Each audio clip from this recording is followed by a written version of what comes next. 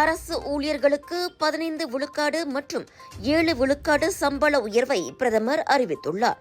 திட்ட அமுலாக்கத்தினர், நிர்வாகத்தினர் மற்றும் தொழில்முறை பிரிவினருக்கு 15 விழுக்காடும், உயர்மட்ட நிர்வாகத்தினருக்கு 7 விழுக்காடுமாக சம்பளம் உயர்த்தப்படுகிறது.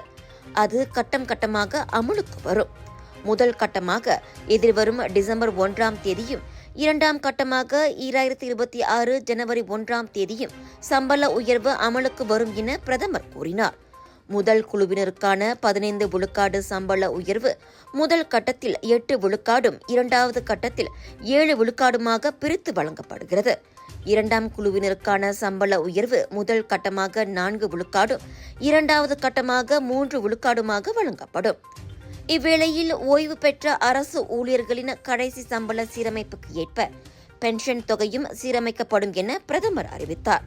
இந்த புதிய சம்பள விகிதத்தின்படி இரட்டிப்பு அனுகூலத்தை கணக்கில் எடுத்துக்கொண்டால் அரசு ஊழியர்களின் வருமான அதிகரிப்பு வரம்பு 16.8 விழுக்காட்டிலிருந்து 42.7 விழுக்காடு வரை இருக்கும் என டத்தோஸ்ரீ அன்வார் கூறினார்.